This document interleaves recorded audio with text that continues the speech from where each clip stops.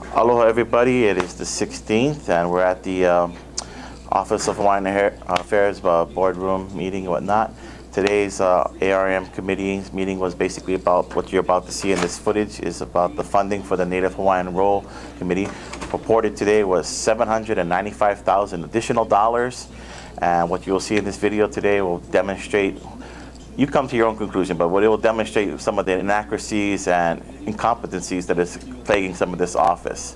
Despite things like physical malfeasance, lack of accountability, and for better intents purposes, not understanding the law of Act 195, what is it has been intended to create a new Native Hawaiian American tribe.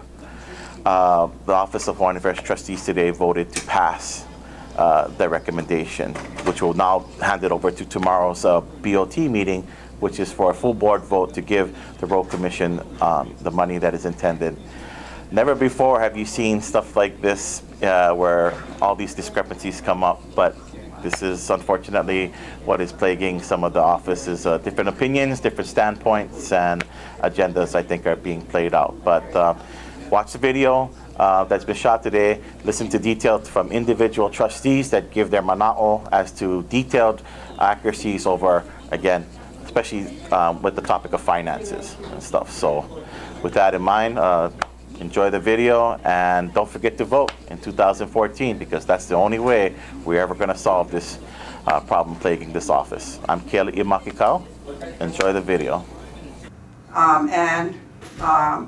Never have we had education recently, and there are many people who lack the education that I have had a part of, because I've been a part of the movement for 25 years.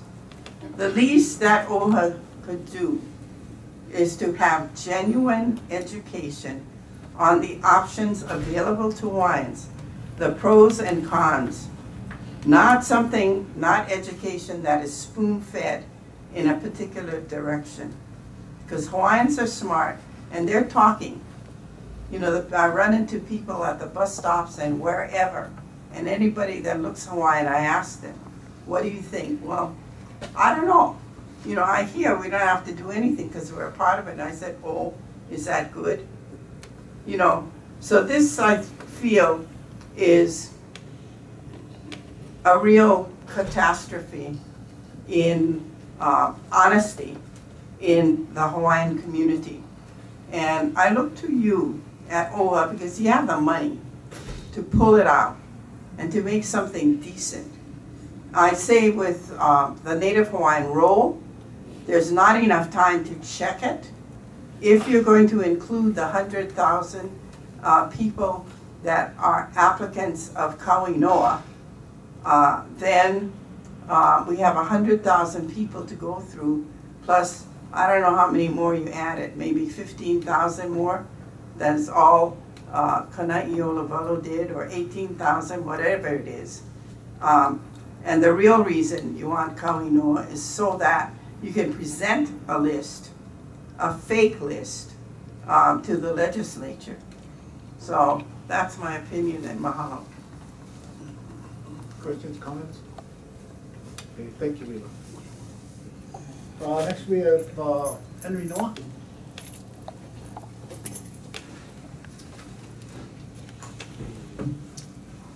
Thanks. Aloha. Aloha. I was here, I believe maybe 2-3 weeks ago, and I believe that I had brought some significant information regarding the consequences as far as involving any state or federal legislation in recognizing a Hawaiian governing entity. And the historical evidence that I did bring is really irrefutable. Okay, in fact, after the meeting, I went back to try to gather even more information. And the amazing part about what I've discovered was that it seems that they have no intent, none at all, to provide our Native Hawaiian people with any benefits in comparison to what they shared or what they gave to the Native American Indians in the Reorganization Act or in the Alaskan Settlement Act. Both acts talked about returning land. Both acts talked about they receiving funds to assist the progress, yeah, of this of this governing entity. And what I realize is this, initiating from the governor, who been a congressman for what, 20-something years, yeah, came back to Hawaii and realized that we have to get this passed so that they're able to get us, Native Hawaiians, agreeing to the terms in this existing proposals. Okay, the lead proposal was the Akaka bill.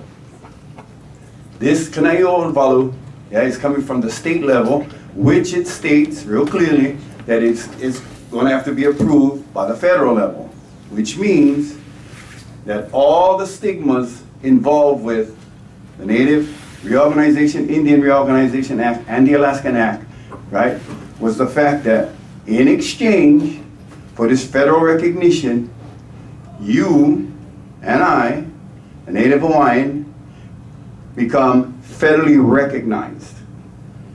And being federally recognized means, in their situation, they were able to accomplish extinguishing their Aboriginal land title rights against Native Alaskans and against the Native Americans. This is what this bill, or this creation, this body's whole intent. And I believe I passed out that information even with Mr. Senator Inouye's comments, that in order to compensate the Hawaiians to extinguish the Aboriginal title, yeah, a caste settlement or even a land settlement would do it. Now, the interesting part, in 1993, the very federal government admitted in their resolution, I won't call it a law because the U.S. Supreme Court decided that it's not a law, so I won't call it a law. It's a resolution, Act 1, Public Law 103-150, that clearly tells all of us Hawaiians that the United States, yeah, acknowledges that we, the Hawaiian people, never gave up our inherent sovereignty or our national lands. And according to international law, that had to be done. They had to admit to the world that this occurred in Hawaii. Now, in 1993's UN periodical report from America to the United Nations, it states real clearly what is the United States doing, yeah, in regards to the Native Hawaiian people. And in that periodic report, the United States tells them that we returned the land. We gave back the land.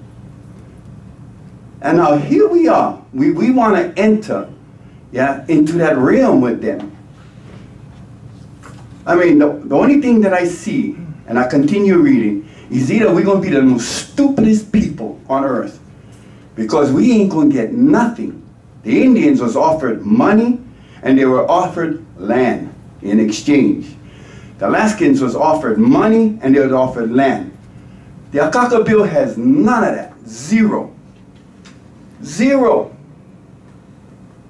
And you want myself and those who oppose this bill and understand this situation that we, and I'm a part of this, whether you like it or not. I'm a Native Hawaiian, I'm a Kanaka Maoli, yeah, are willing to do the most hideous act that I see coming. This is a front, KANAI'OLOWALU. That's all it is. So, I say that OHA, you, the trustees, you guys got elected by your constituents.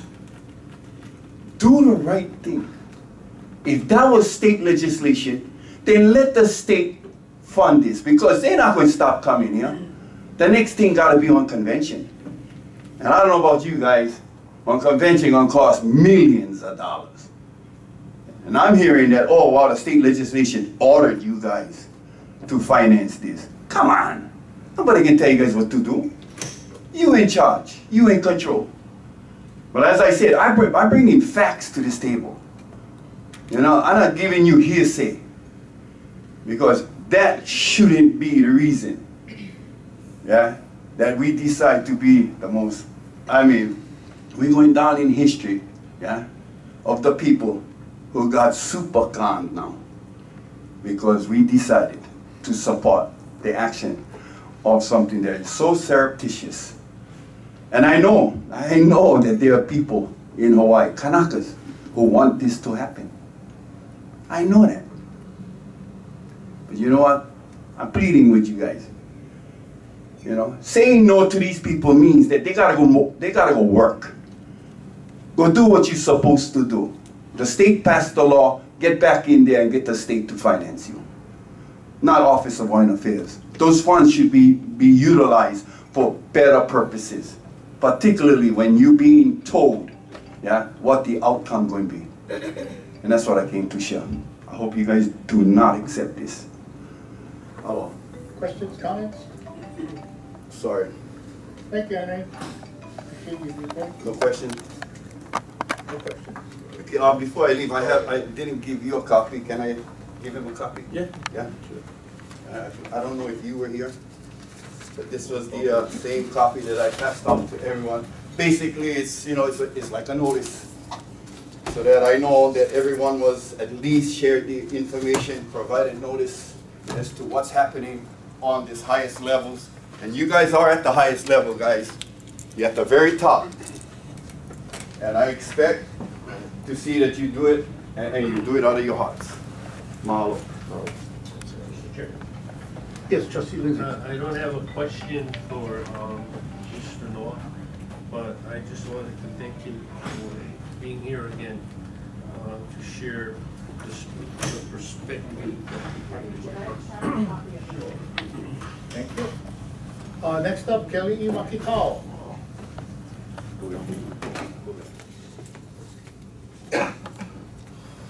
Oh, good morning, my dear friends. Hello. Keep my comments short. Yay, because Henry pretty much nipped it in the butt. I too am speaking against this action item that is being reported today. Basically, just to tally on what Henry's powerful statements was, I've been seeing other documents out there. The Association for Hawaiian Civic Clubs, they've actually drawn up a couple of resolutions themselves, and they'll be submitting them to the legislature about convention and so forth. So to basically sum it up, you guys are going to be asked, well, you guys were enacted by Act 195 again to provide funding, but I believe, you know, to put my lawyer hat on, if it's any worth anything, it didn't say complete funding. And I reiterate what I reiterated last meeting, is you guys gave quite a bit of funding thus far for this. Quite ironic, us being Facebook users, I'm sure some of you are here, I've seen a couple of reports, one coming out of KANAI'OLOWALU's website. They're saying now that they're surging to reported something, 93,000 signatures confirmed because of the new list, the KANAI'OLOWALU and so forth. I find that odd because the big word that was on there wasn't surge for me. What was the word that was next to it? It said verified. I come here to your guys' meetings. I've been here to the KANAI'OLOWALU phases and whatnot, and I remember when you guys were overseeing that project and that numbers came in and there were some kuka discussions because at that time that list was fraudulent because minors were in there, unverified signatures. So from a purported list at one time, just guesstimating, was somewhere to be around of 100-something thousand for those who stood up and identified themselves. Only somewhere around 32,000 were actually verified.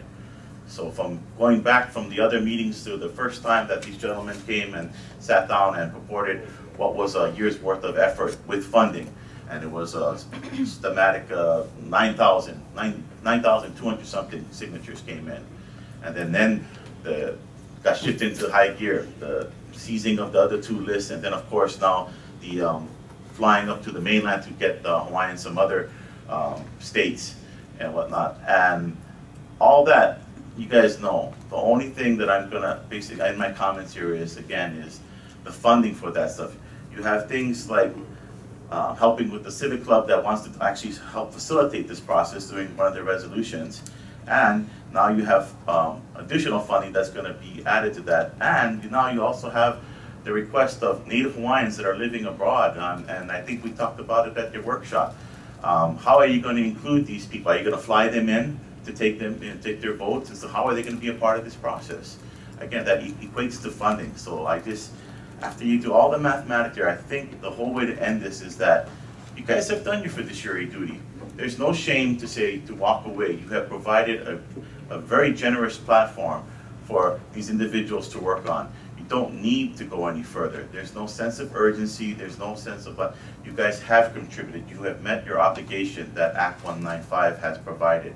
If that wording for me had said complete and ultimate funding for that stuff, then I would probably withdraw and say, well, the legislature has spoken and you guys are weighed down by this measure. But it's not.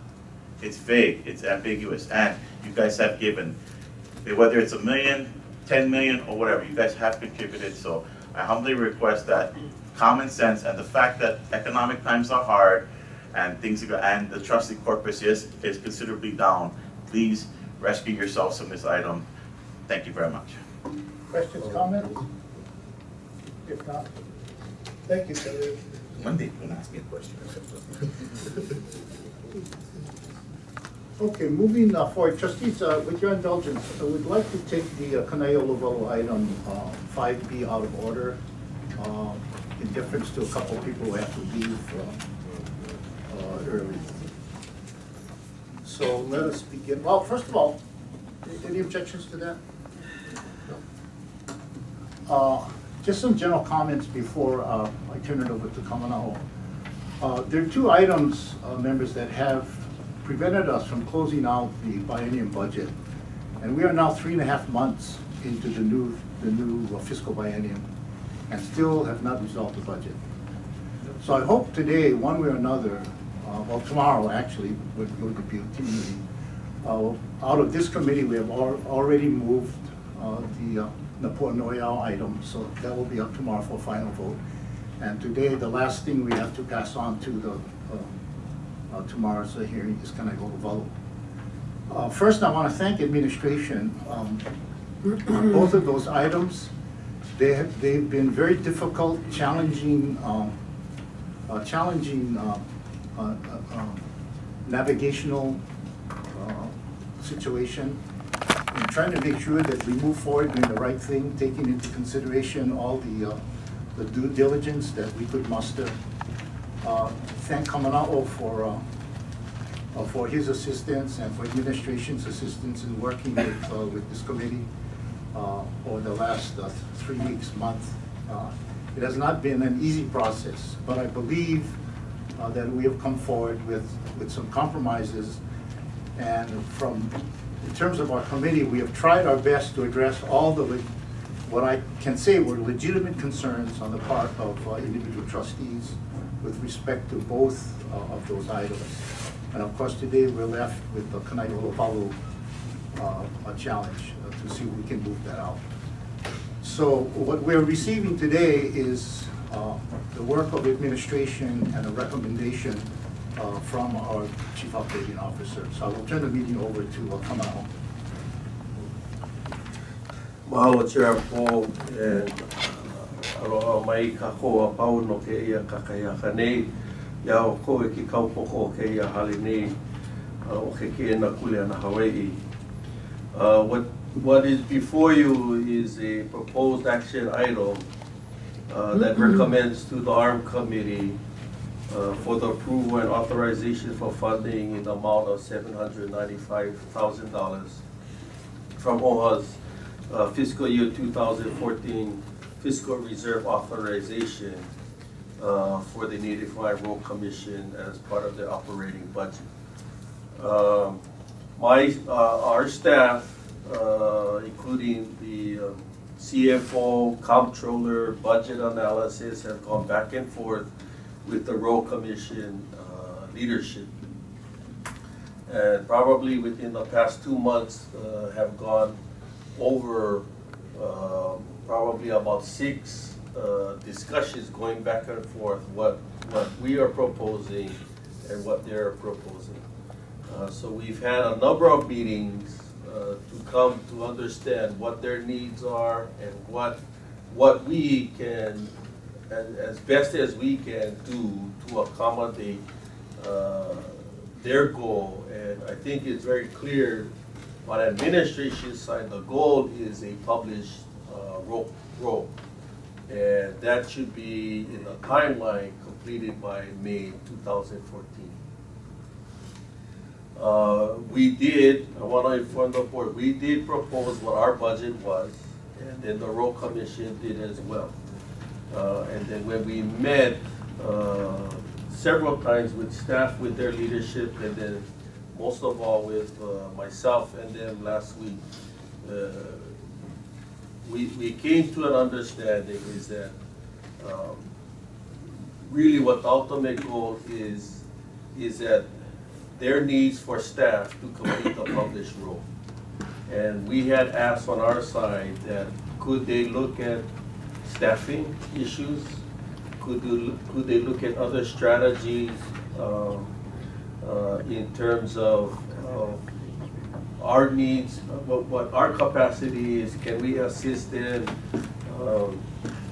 in helping with that process? So we had some concrete recommendations.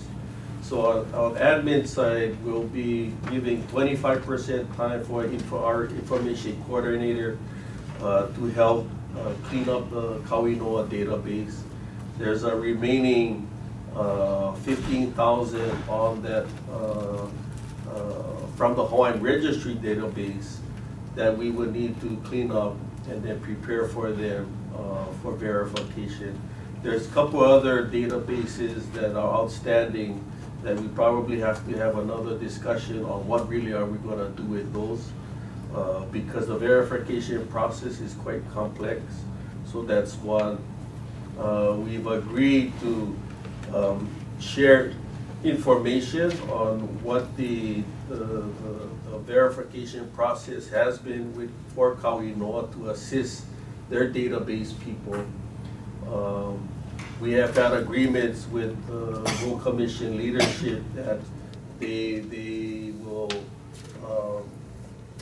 let go staff, I believe it's community outreach by March 31st, so that their budget can be within a very good, I guess, prudent operating budget that they can work with to complete the role. So after all of these meetings, what is before you, I believe they originally came to the board over $1 million. And we were very far from that in terms of administration's recommendation. And after all of the meetings and the compromises, I feel confident with the $795,000, given what their compromises are to complete the role. So that is what administration is recommending to the board for their consideration and approval for this action item. Any questions? If it please the board, I'd like to invite Governor Wade to join us at the table in case of questions for leadership. And do you mind if I invite Norma Wong and Clyde? Not at all. Okay. I have questions for Just your point. I have questions for Kamana'a. You mentioned the effort to find middle ground compromise. Yes. What is, given the first opportunity for the commission to, suggest an amount, what was the suggested amount that staff came up with initially? Initially, it was $590,000. Yeah. So this 795 is a meeting? Yes, it's a meeting in the middle. Based after the discussion we had with their leadership about staffing issues, what is necessary in terms of the amount of staff capacity to complete the role. Okay. And then when we actually had that discussion, And in addition to the verification process, then it was a little bit more clear on what their challenges are, and then what can we do, and then what can they do to get to that point of publishing the roll. Appreciate the clarification. Trustee Stanton. As all of the 3.3 million that we had budgeted, the last time I heard, not all of it had been spent, only about 2 million or so of it. So there was a surplus left. Has that all been spent as of this date? I believe that there was some encumbered. Was it 300,000? 300,000 was encumbered. So 3 million was spent and 300,000 was encumbered. So that takes care of everything. Yes. And then my question is, you know, you have here a ton of money that's for outstanding expenses. Does that mean that you have incurred expenses beyond the 3 million? That's what it says here. Mr. Chairman, Trustee, it was bills, as of July 1st, OHA stopped paying our bills. So we had invoices from the last fiscal year that had still not been paid. So those outstanding bills totaled about $72,000, and that's the number that is being referenced here. So those bills are now 3 months old. So what we would like to do is settle all of those outstanding invoices. That's what's disappointing, you know, if you have a budget, you stay within the budget. You overspent that budget, now you're asking us to make it up. No, we did not overspend it. Because this issue was outstanding, the administration just stopped dispersing any more funds. So there were funds available from last fiscal year that under normal circumstances would be transferred to the current fiscal period. But because this matter had still not been resolved by the trustees, there was simply no processing of payments. So this outstanding expenses then should be paid out of that source of money, not this one. That's correct. Well, why are we putting it in here then? Because they combine it. So the budget then would be 3.3, and then you're asking for 700 on top of that? Mr. Chairman, I don't have the total number that was originally appropriated. I believe that 3.3 is correct. The 3.3 includes the 72,000 in invoices that were not paid. So then that means 70-some-odd thousand then is going to come out of that, not a new funding. It's going to come out of the 795. That's the way OHA decided to handle it, rather than considering it an encumbrance. So it's included in the 795. That covers. So what I'm trying to get at is the 3.3 million was supposed to take care of all of this. Yes. Okay. And are we asking for 795,000 over and above the 3.3 million? Mr. Chairman, if 3.3 was the original appropriation Right. starting in 2011, Right. these are new dollars. The 795. But it should have is been paid on out of the top 3.3. No, the 795 is a new appropriation for 2014. Now I'm talking about the outstanding balances, which in my mind means it's money you already spent that you didn't have because you're asking for it here. Yeah. Trustee Stender. Yeah. So that's not right. the $70,000 dollars would have come out of the last year's in terms of the money that had been appropriated. But those would have been like operating expenses that would not have been encumbered by contracts. And But so it still would have been under the 3.3 that's budget. right. That's right. That is also the Road Commission's understanding. So this is a question that the Road Commission cannot answer. It is how the Fiscal Office has decided to handle the money.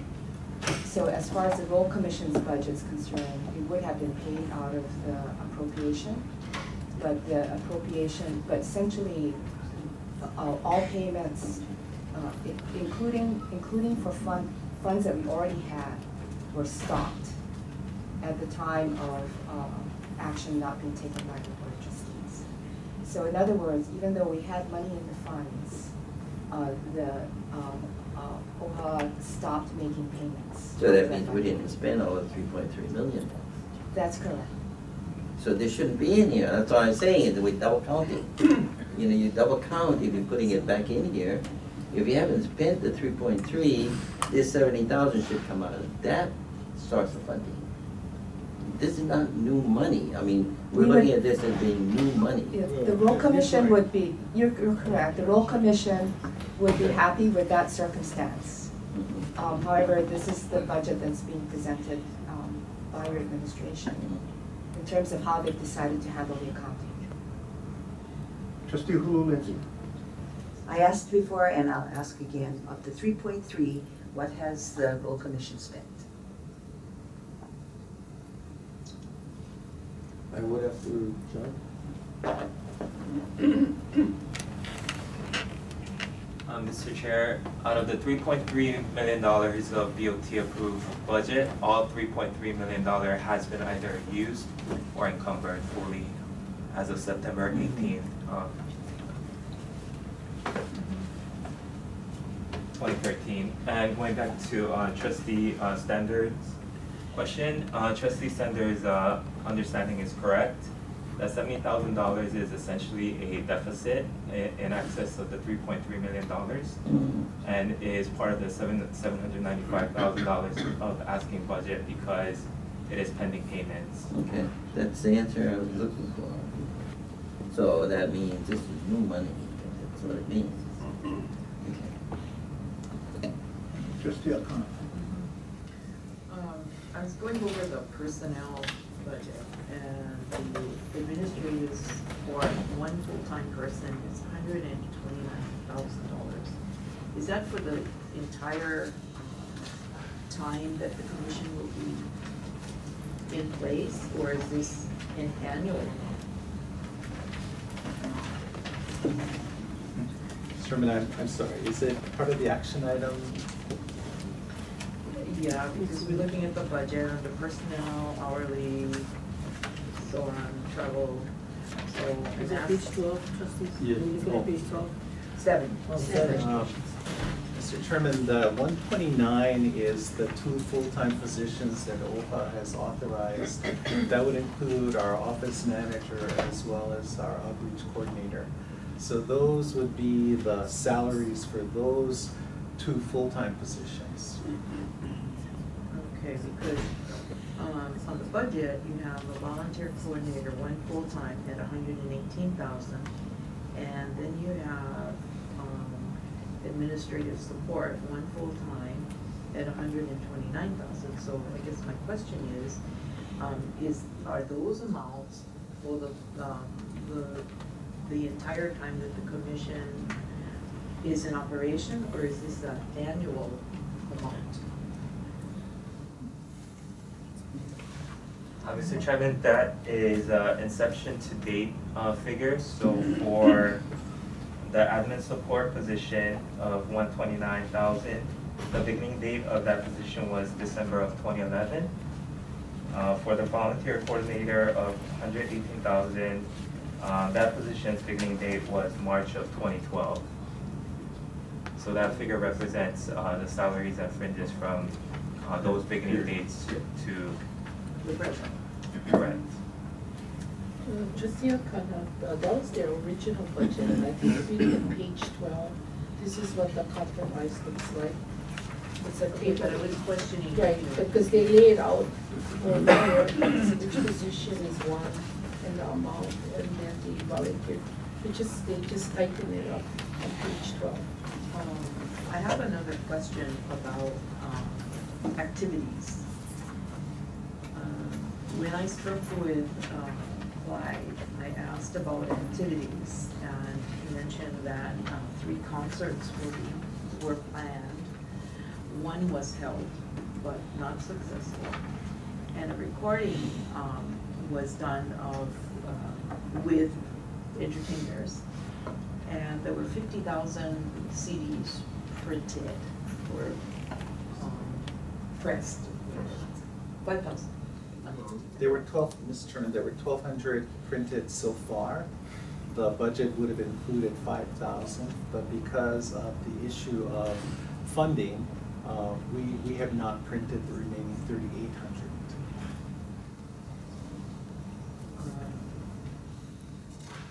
What was the intent of those? Sure. Sure. Early on in the campaign, there was a whole discussion about what inspires Hawaiians to become involved. And a reawakening of culture, of course, is always going to be the hook that gets people excited. And so the discussion with Senator Galutaria and other musicians and people in the music industry was that there was a lack of music on the issue of sovereignty.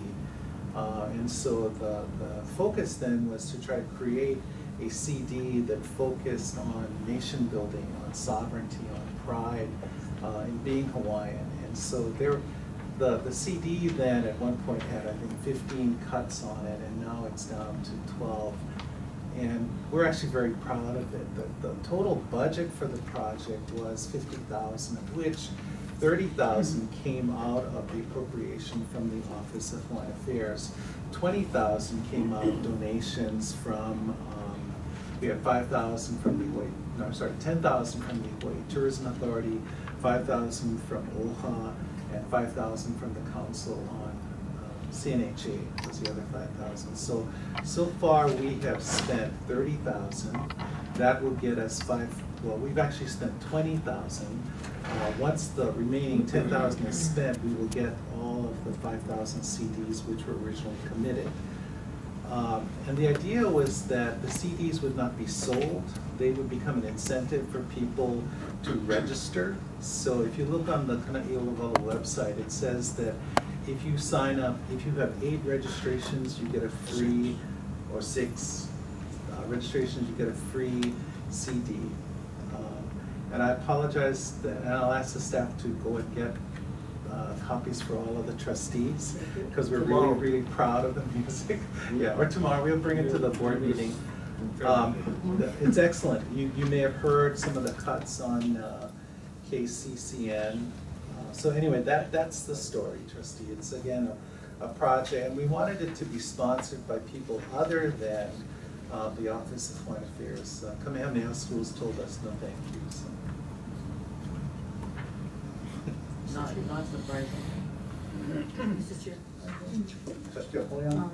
KANAI'OLOWALU, you mentioned in this budget that's being proposed in Table 8 that their outreach component would be adjusted. So I think you mentioned that it would be through March.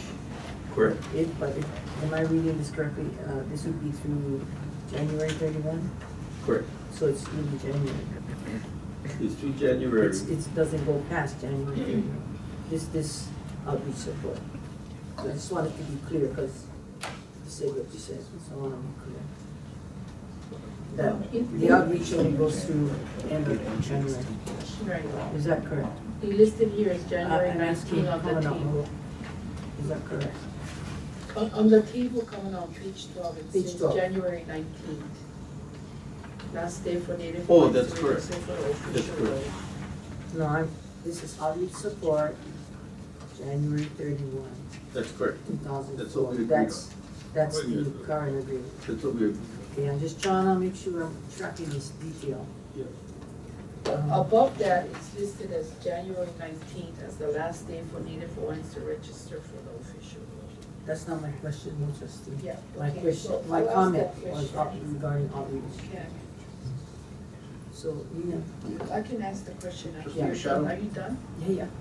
So there's like about maybe what, 20 something days between the January 19th date, is the last day, and then with the support for the 31st, would that mean you expect the staffing to do some other cleanup and closing before they're actually released? So you need those extra days, but the actual registration will end January 19th. But staff that was involved for the community outreach will be released on the 31st. Yes. That's what. There are 17 outreach individuals who are paid hourly. Those individuals are across the state. We have so many here, so many on the island, etc. Those people will all terminate on January 19th. We won't be paying them beyond the 19th. That's the end of the campaign, and that's what we have represented to the community. So the outreach component will be done. We might keep them on a few days longer. Clyde, the registration ends on January 19th. Okay. Yes. The staff will be terminated at the end of the month because of closure. Yes. Yeah. You can't just. Thank you, that's clear. Clarity, Okay, that's clear. Yeah. Thank you, Governor. But because they're hourly employees, if they're not putting in any work, they don't get paid. That's fine, I just Yeah, want, I mean, I'm just asking Now, for there are clarity. 4 other employees that are called data entry staff. The data entry staff, we have programmed that to go until March. Okay, yeah, that's the data entry support you're talking about? That's correct. And that's, yes, that's a open amount, and understandably, because you wanna finish up on the counting. But just for clarification, Trustee Yes. Alberto, that is March 31st. right. Oh, okay. Yep, that is You March 31st. can fill that in to March 31. Yes. Okay, that's good. Trustee Robert Lindsay. Thank you, Mr. Chair. You know, at several meetings prior, I asked the question, how much did OHA spend on the KANAI'OLOWALU effort? And Edward was still with us at the time. And it was of him that I asked the question. I still have not received the reply. I know folks tell me I'm comparing apples to oranges. When I compare KANAI'OLOWALU to KANAI'OLOWALU, I don't think so, because both efforts are trying to take us to the same place. So if I could have an answer, please, coming out sometime soon. And then I would like to propose, Mr. Chair, an amendment to the motion. Victor shared earlier that currently KANAI'OLOWALU has a $70,000 deficit.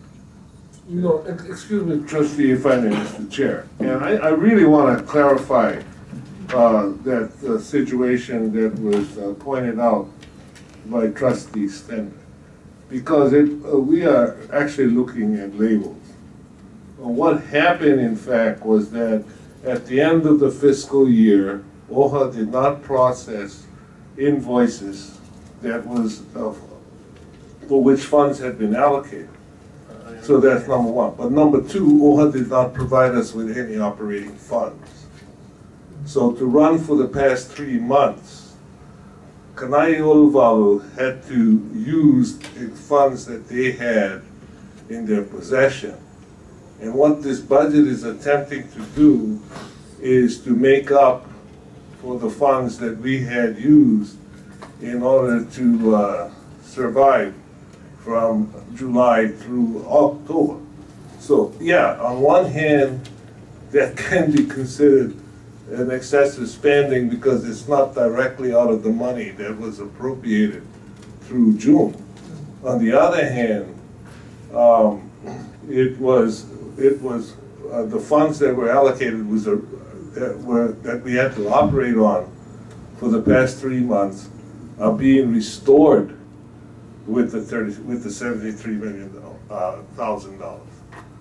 Just to make that real clear, so that it doesn't look like we went over. But either way you look at it, you overspent. That's what happened. Well, we could have shut down. We could have closed our doors. Yeah, which would have been a better choice. We could have done that, and that would have triggered other types of actions as well. We understand that there were choices to be made. We chose to make that decision with respect to how we would operate, but we could have made other choices as well. So yes, that's, it is true, we made that choice. Trustee Bob Lincoln, thank you. I really don't understand why we are rushing into this.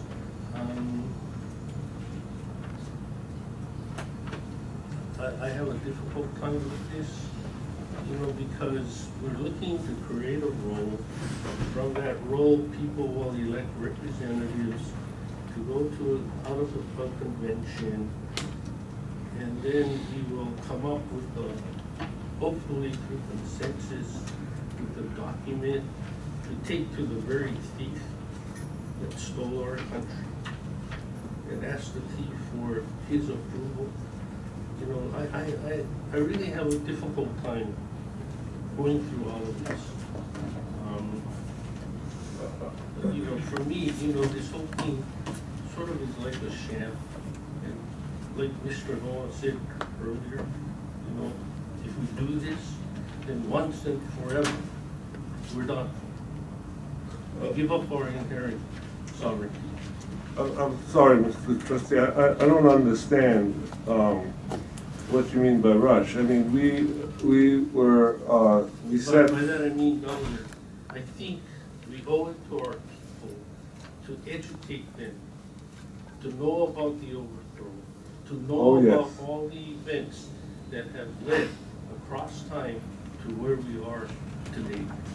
And I don't think it can be achieved or accomplished by a nice CD, where we play nice music and we try to get our people to enroll. I can appreciate the trustees' concern. Our people have been educated for over 30 years now, and what we people needed to, I guess, and where we are today with respect to KANAI'OLOWALU, and why we picked a year campaign as the opportunity to put together the role for two reasons. First of all, KANAI'OLOWALU is not really, in our opinion anyway, is not beginning out of a vacuum. The truth is that the Office of Hawaiian Affairs had already spent almost 10 years working on Kauinoa. So there is a foundation that this builds on. The second thing was that we had learned, at least from what we were able to gather from the Kauinoa experience, that one of the weaknesses of the process was the idea that it didn't have an end. And so we needed to have a date that would clearly state that as of this date, we could begin moving forward from the process of registration to actual organization. The educational component of what it means to participate would not end with KANAI'OLOWALU.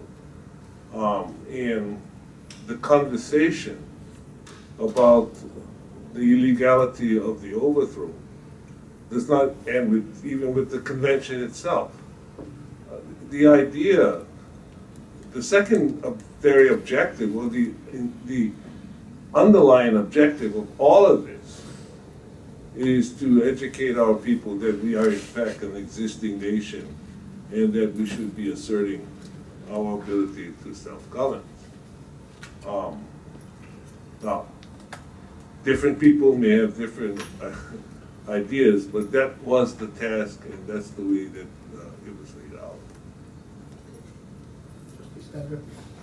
I think, of course, you all know I had a problem with the funding from the very beginning, and it's more now than then. What bothered me about this whole list business, even when they started talking about who's going to make the list and all that, is that, you know, we find already there are defects in the list that we already have, which was the list, Kauinoa list, and then we have defects in the list that we have now. The thing is, by the time we get to use these names, half the people are going to be dead. So why are we worrying about verifying these people? Because I don't see a convention happening even within the next 5 years. And it may be 10 years. We've been working for the Kakapiku for 10 years. Half the people are gone. And the list is going to be worthless at that point. And the fact that we only signed up, you know, 100 and some odd thousand out of 500 tells me that the whole effort is fruitless. and it's not going to accomplish anything. And that's been my problem from day one in spending this money. I mean, it's that money could be used for so many other things that would be more productive to help our Hawaiian people. That's my take on it. I'm not going to approve this because I think it's a wasted effort. Trustee Akana, followed by Trustee Lindsay. In the budget, I guess it would be 14, there is an out-of-state travel allowance for the chair of this committee, who has been assisting us in our effort. We know what that effort is, right? Yes. And this board has approved that. And so, I don't know why it's in this budget. Maybe we should have paid for it another way.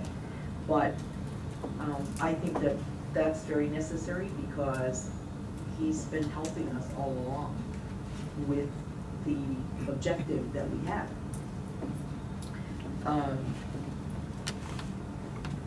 This goes back to not just KANAI'OLOWALU, but when Peter and I were lobbying the legislature to fund the first process, where we got a bill passed that we were recognized by the state, and then the second bill the year after that to take this further, the Office of Hawaiian Affairs was supportive, and we did say to the legislators that we would fund it.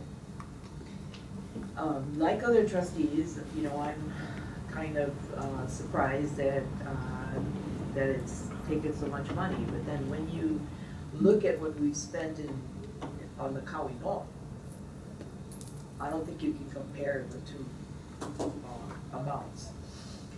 I have a question about the $16,000 budgeted for the Department of Health. I thought we had an agreement that we would be getting those free. Mr. Chairman, it's not free. It costs 5 cents for every entry that is made. So the additional 16,000 is there because we are now at the point where when we got the KANAI'OLOWALU list turned over to us, some of those individuals may be deceased. The way Act 195 is drafted, though, it does talk about your ancestors. So even though you may be deceased, we need to make sure that we verify the deceased person because their ancestors would have the right to participate. Descendants would have the right to participate. So that 16,000 is there to cover the costs that we would be obligated to pay to Department of Health. Thank you, Mr. Chairman. Trustee Akuyama. My question relates to the section that talks about sunset of the Mayor Farmer Commission. What does that basically or particularly specifically mean in terms of, I know the the 1 hour sunset, okay, something's gonna finish, but what does it mean in terms of the particulars in the transitioning out? And so this might be partly related to what Governor and Norma can provide, but also going to be related to my question about coming out, because I want to see what kind of convergence, if any, will occur. Where is the connect? We don't just drop off the edge of the earth at a certain time. So can you enlighten me? Trustee Poliona, I'll start, okay, and sure. Others may join in. So this, unlike the KANAI'OLOWALU list, the KANAI'OLOWALU list is what they call a base role. So what a base role is these are the people who were recognized by the state of Hawaii as the indigenous people of Hawaii, who will be eligible for rights and privileges into the future, including your descendants. So even if a person is deceased on the roll, what deceased means is that that person may not be taking part in the, like in a convention. But the descendants of that deceased person are on this, will have privileges into the future. It is a base role. It is not a voting list in that regard. It's a base role. those persons who are on the list, who are 18 years and older, who are alive at the time of a convention, whenever that is held, that will be eligible to participate in the proceedings of the government. The job of the Native Hawaiian Roll Commission is to complete the process of this base roll, to certify it as of a particular date, which we will do. The Roll Commission will certify these are the people who have said that they are part of the indigenous people of Hawaii, whose descendants will essentially be recognized in that regard. And if you're 18 years and older, which we will also say, these are people who are 18 years and older as of this particular date, you are part of the voting list with respect to your eligibility to participate in the convention. At that point, what the law says is that the Roll Commission ceases to exist. Basically, everything ceases to exist after a report of this has been filed with the legislature and with the governor. We in fact have two reports to file. We have to file a report into this upcoming legislative session. So in December, we'll file a report, and we'll also file a report at the end of the certification period. The certification is a lengthy process because we essentially will need to publish a list that people can look at and that they can essentially challenge. They may say, I don't want to be on the list, or I thought I signed up and I want to be on the list, or they might say, that person who is on the list, I don't believe that they are Hawaiian. Whatever the challenges might be. And then we will have to clean up the list, and then we'll certify that list. That certified list, the Roll Commission, before it sunsets, will make its recommendations with respect to the custody of that list. It is my belief that the Commission at that point will basically report to the legislation, the governor, that the custody of that list should be turned over to the Office of Hawaiian Affairs. I can only say that that's my belief because the Commission has not yet taken that action. Okay?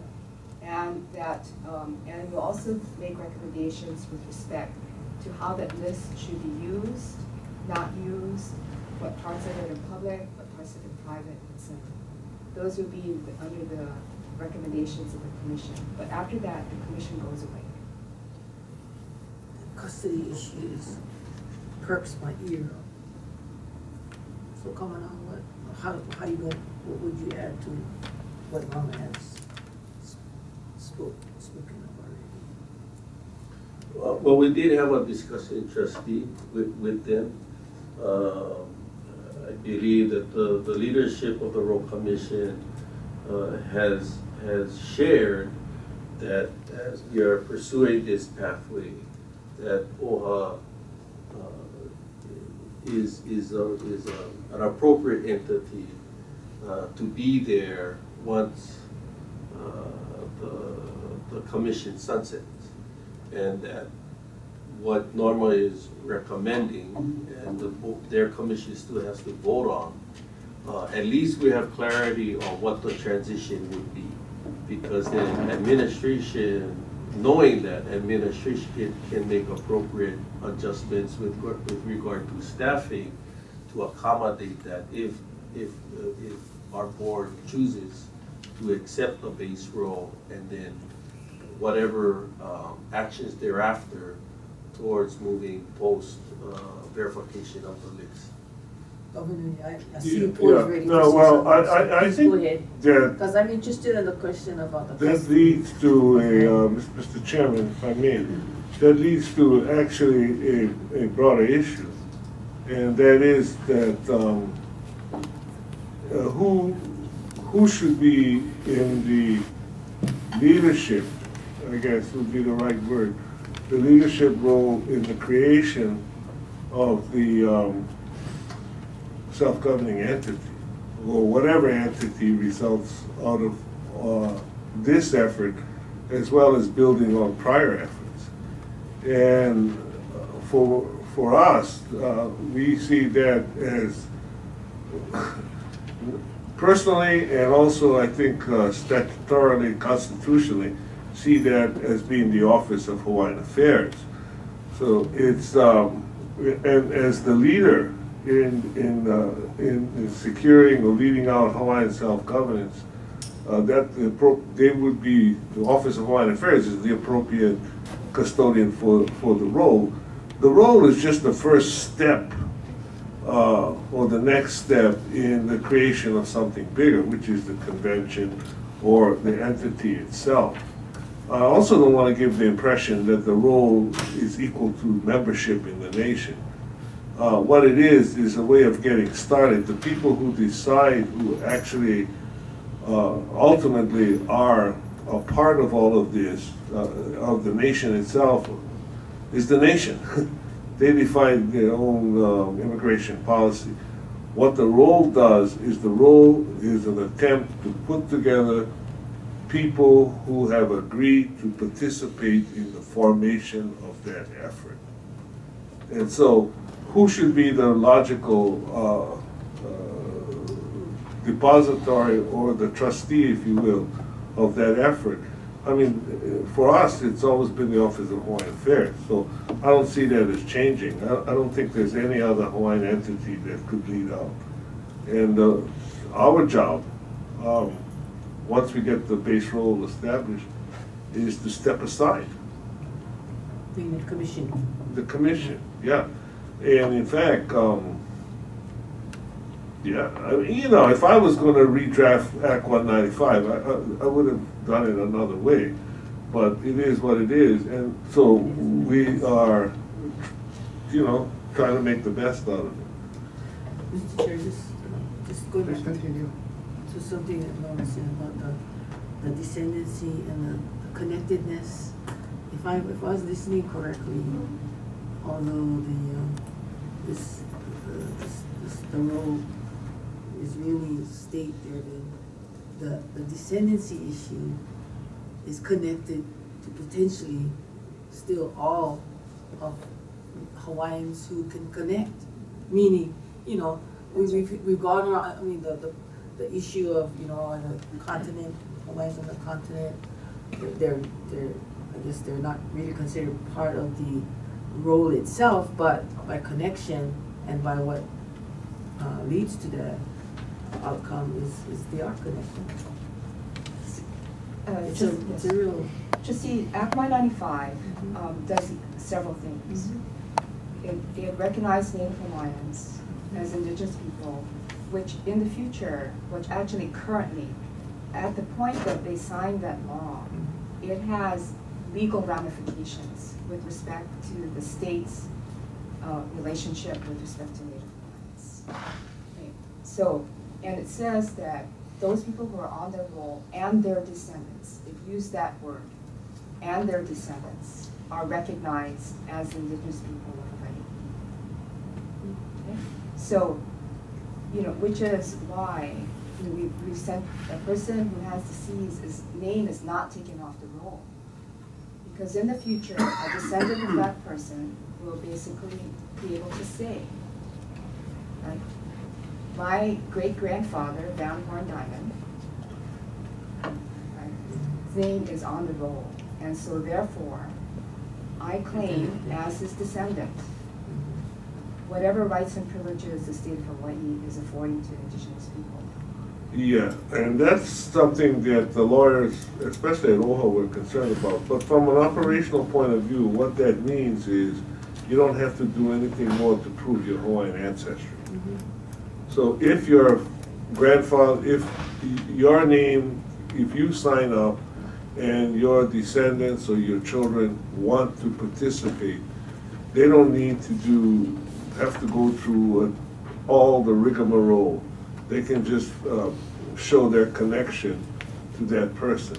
So on our level, meaning the commission level, what that means is that once somebody is on that list, the verification process is pretty much complete, and we disappear. Now, the Office of Hawaiian Affairs has taken the legitimate position, I believe, to say rights and benefits also accrue as a result.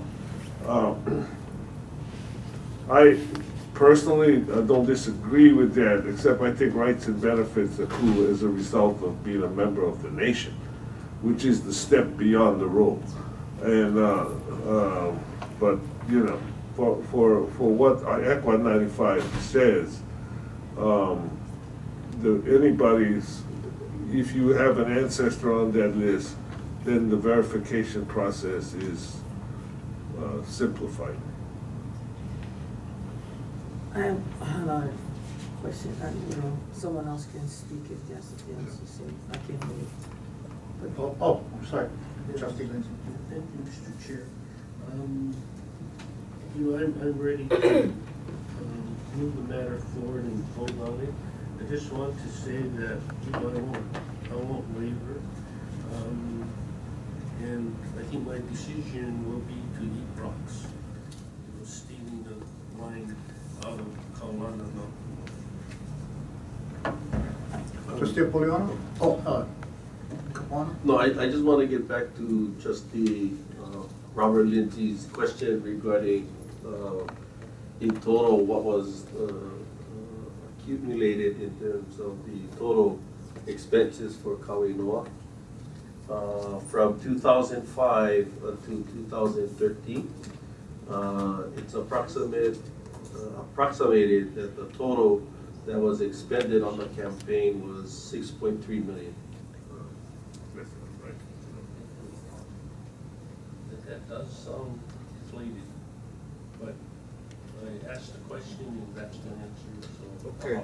Actually, Trustee Lindsay, we believe that that number is low because it does not include things like rent and things of that sort. You know, so the Native Hawaiian Road Commission's budget has included rent, you know, and everything else. And so we did not include rent in that number. And we don't believe that travel was also included. So therefore, I think that number is much higher. Yes, that's not included in the current But let's vote on our budget. Trustee Poliano, followed by Trustee Machado. I'm clicking first. No, I'll wait to you. I don't have a question.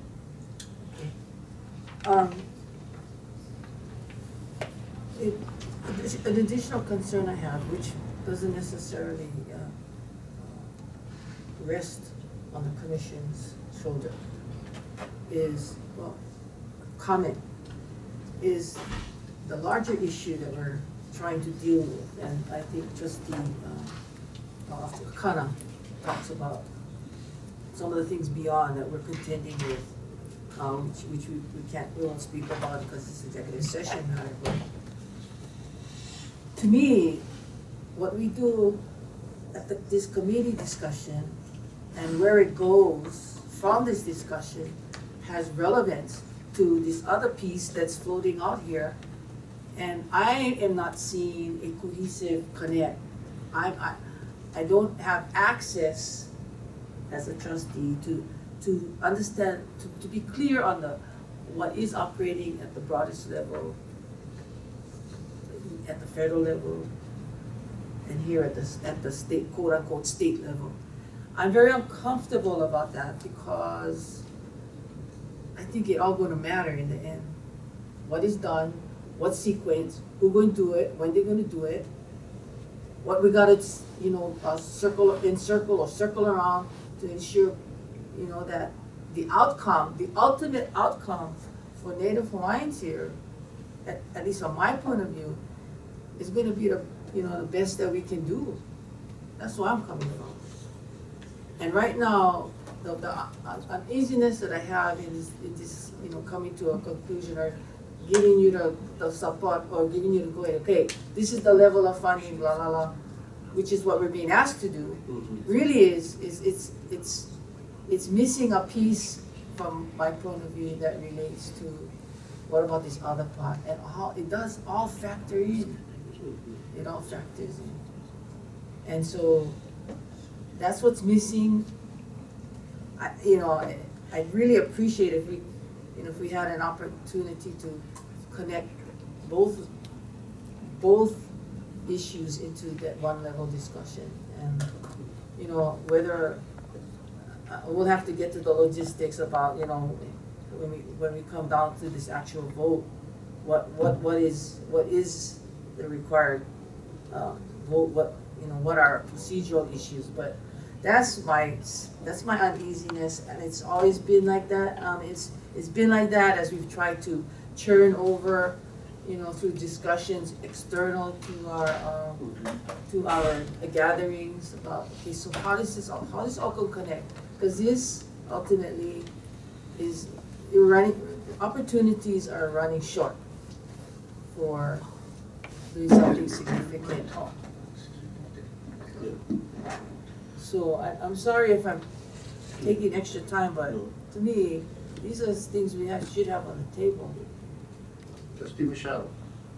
What I was gonna say is that,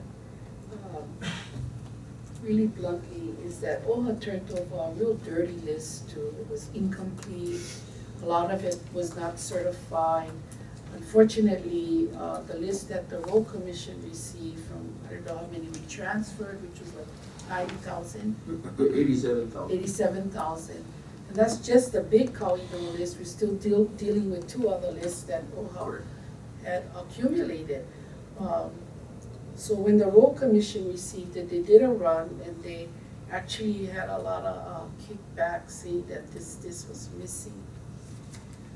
So I'm thinking, how are we going to in a manner that whatever we've been doing from 2005 to where we are today, in the incorporation of the Road Commission, how are we going to put up these lists as plural and make it a legitimate or certified in a manner that's going to say to our people, yes, you count. So I have those issues in me because I was part of the 2005 decision making and also part of the decision making to support the Road Commission.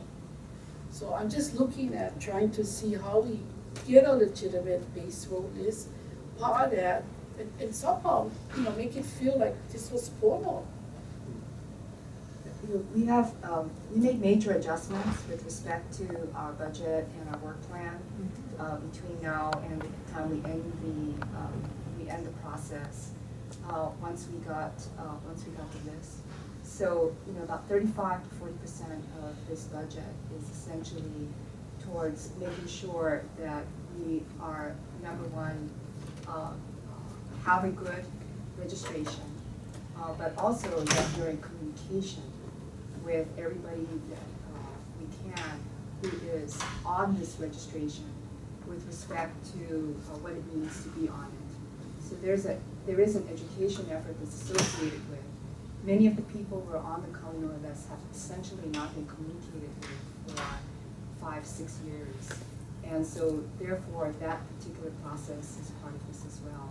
So what you see here is about 35% of this budget is associated with the transfer and making sure that everything is applied. Also, Trustee Machado, is that on our end within OHA, we have been receiving phone calls from beneficiaries on both sides, whether their name is included on the current registry. They wanted to confirm whether or not it transfers over. That's one. And then 2, we have had a very, very small number of people who have chosen not to take their name off of the list and not be transferred. So there are mechanisms on our end, as well as I believe on the Road Commission's end, to honor and recognize the rights of individuals who choose either to be included in the list or not be included. And then I think what Norma shared in terms of from January to May, that there is a public process for people, an opportunity to, again, verify whether or not they want to be included on the list. So my whole question is trying to acknowledge the trustees that if we continue to support the Road Commission, it will finally bring a closure to all of the lists that we have been trying to consolidate, rather than OHA be the final entity to do that. The Road Commission has agreed to complete that task because they have certain provisions that has allowed that. I think the recent one that came from this past legislation is Act 77. So that's a positive thing. So I look at this as just trying to complete the work of years of involvement, of trying to build a legitimate base, that this is the people. So this can be something that could launch the next steps. I'm not sure what the next steps look. We can predict it's a convention. We can predict that we'll be able to be included at the federal level with Department of Interior. We're not included now. There's possibilities that we may be. But, you know, it's a hopeful thing for us to just continue that journey. Trustee Apuliano, followed by Trustee Akana.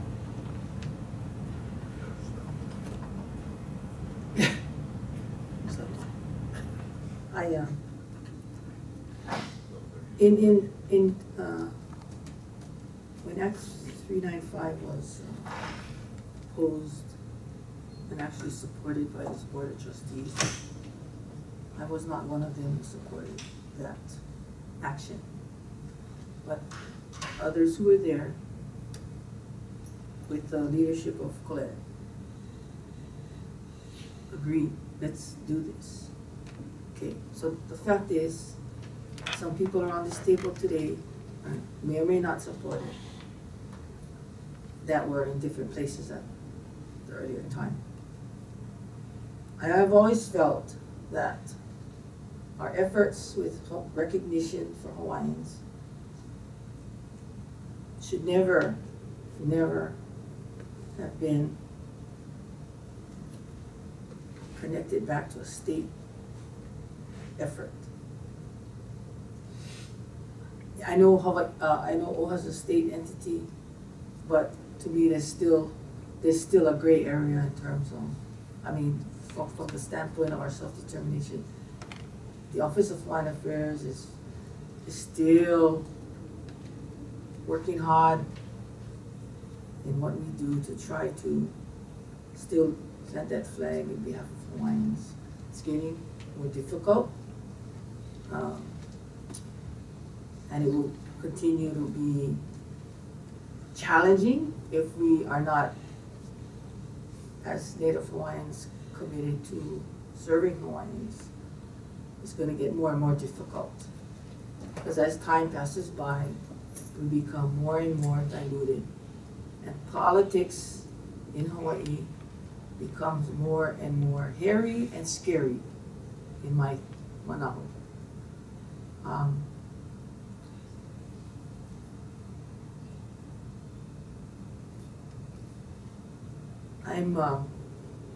I do continue to have concerns and issues about the connect that I see we don't have an opportunity to confer on in this, at least at this level at the present time, and to take it up to the bigger, the more board level, where I really think this discussion needs to be happening consistently.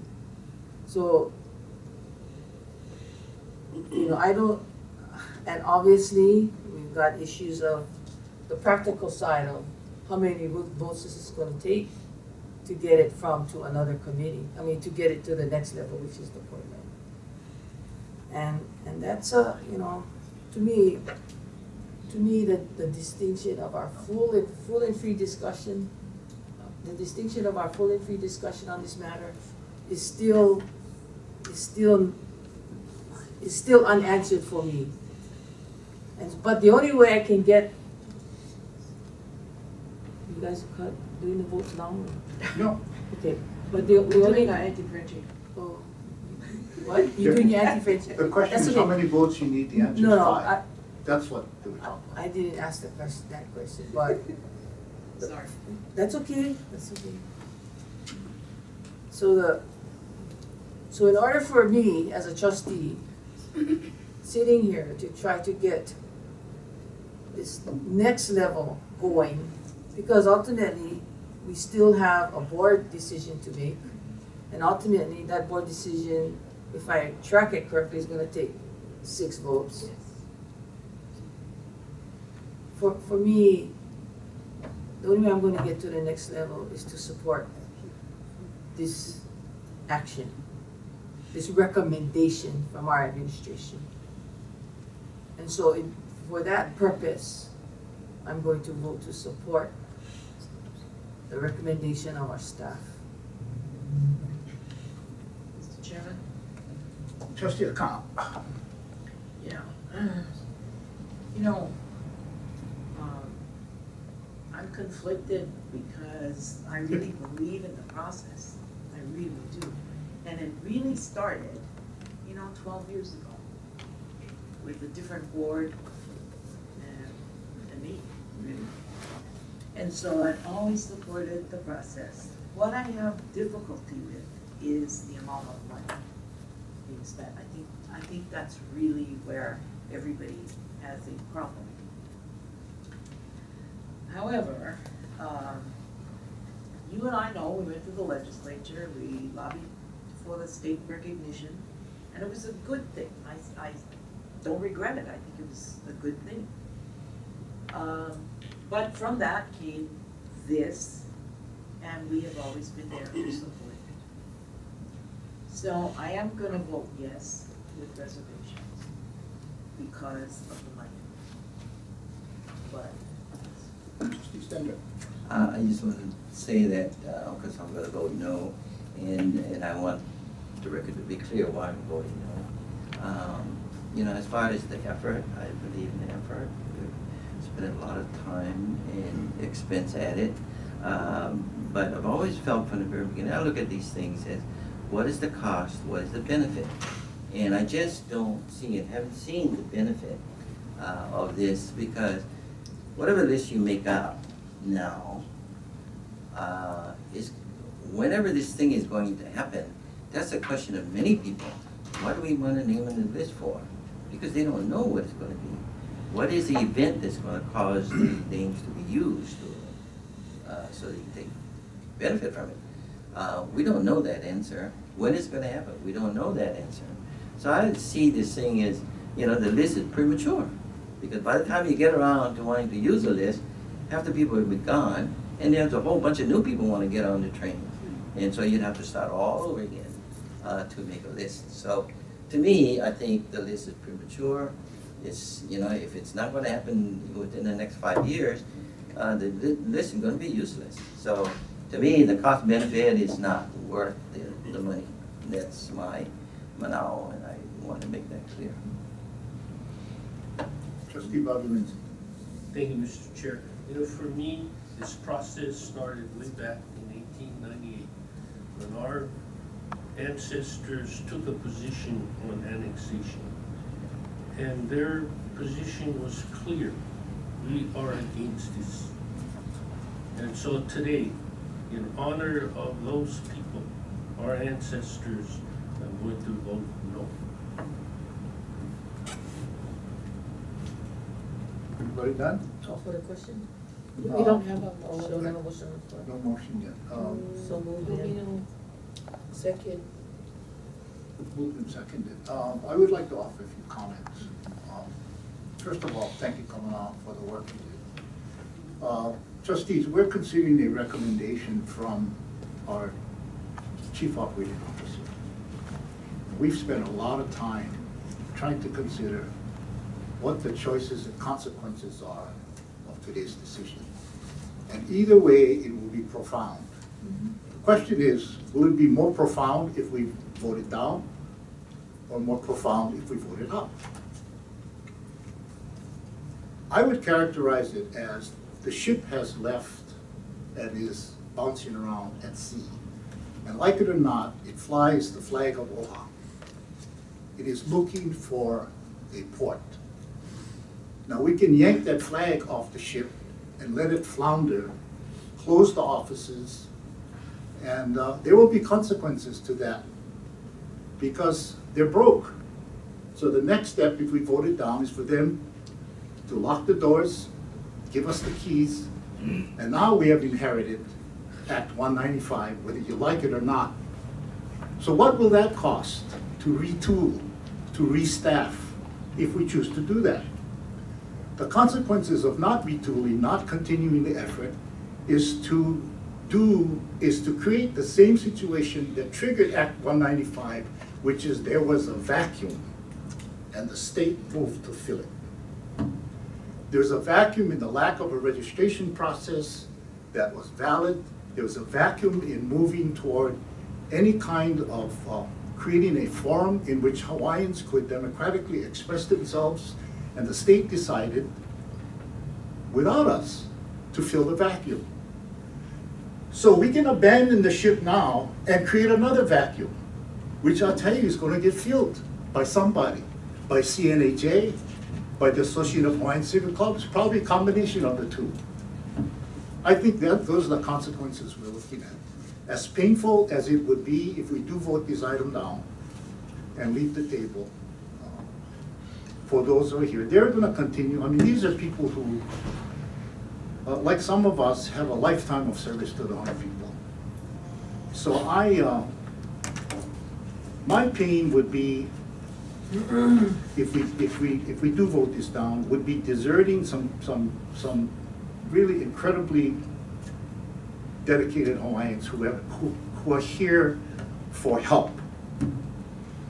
That, I think, is probably more important than anything, to abandon Norma, Governor O'Hare, and the people who have worked so hard on this project. Yes, they're in trouble, and they need our help. So just from that perspective of the concept of onipa'a and lokahi, because a lot of the concerns that we have as to what happens afterwards, if we're able to put this Act 195 to bed, which will cost us an additional $795,000, we will at least have justified spending the first $3.1 million. We abandon it now, the $3.1 million is like black hole. And somebody's going to have to pick up the pieces. So I hope we will all consider, the choices and the consequences of what we decide today, because I think the rumblings are going to go way far beyond this boardroom. Mr. Chair, not to be redundant, I just want to re-qualify my statement. This is about bringing, from my point of view, bringing this decision-making up to the next level, which is really the board level where it should be at. And so my support is for that, to move it to the next level where we will need to make considered final decisions. But I want to know, Mr. Chair, is what are the broader pieces here? And Kamana'o will speak to that. We will have our discussion with our consultants or whatever. That's what I want to know about, because to me, that makes a difference. What we do at this moment, at this level here, that makes a difference to me. If you will indulge me, the point of what I said is that the ball will be in our court. To abandon this is to create a vacuum. To help them bring closure to Act 195, then the ball is handed to us. And it is up to us to decide where we want to go from there. That's basically how I would characterize the vote today. I'm clear on where I'm voting.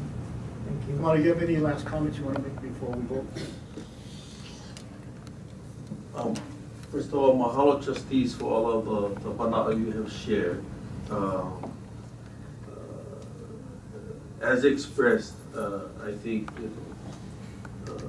fiscal responsibility is one matter, and then also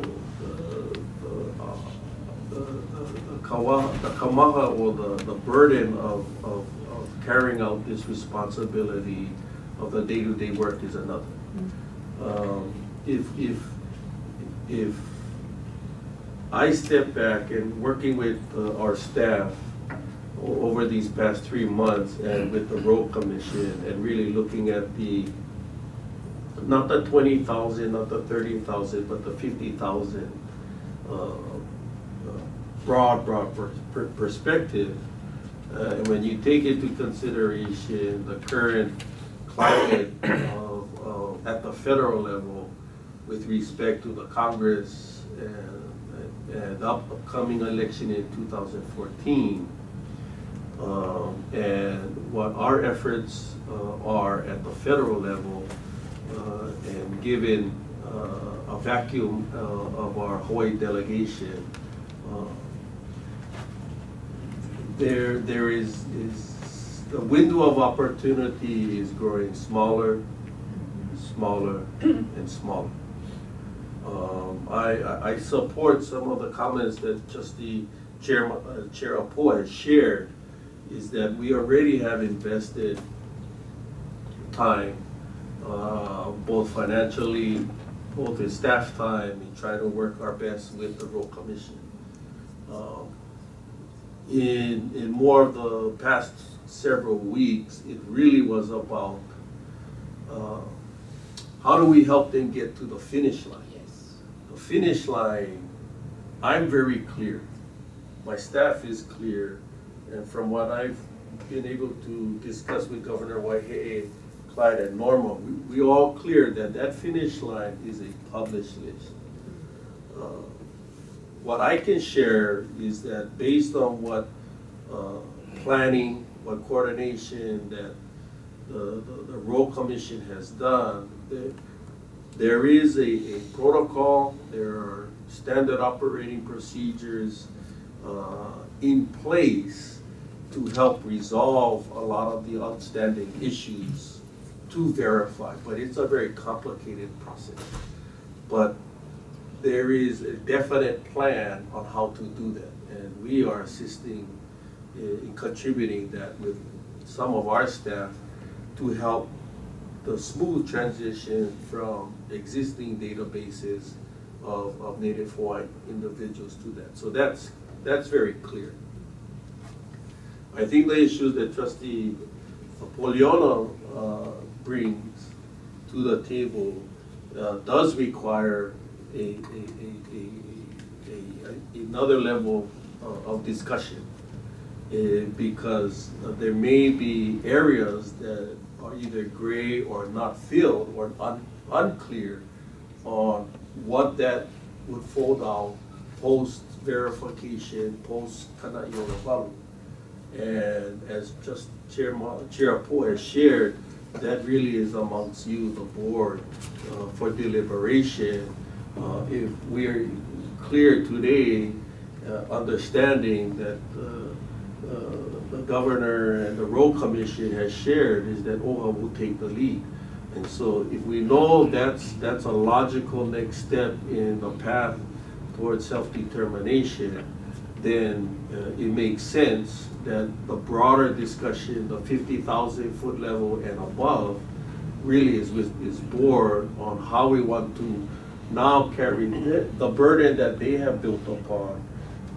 How will we take that and then move forward to further build upon these efforts, again, towards our vision. Our vision is for Olula to build a beloved nation. That's our vision.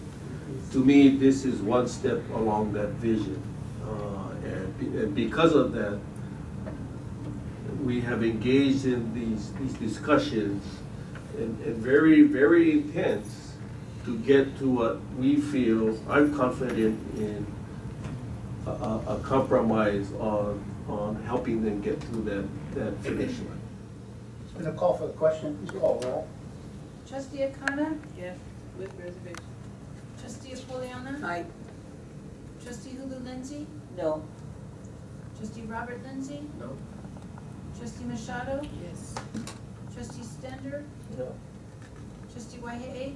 Yes. Chair Poe? Aye. 5 yes votes. Motion is adopted. Thank you. Call for recess, Kevin. Mr. Chair. We'll take a short recess.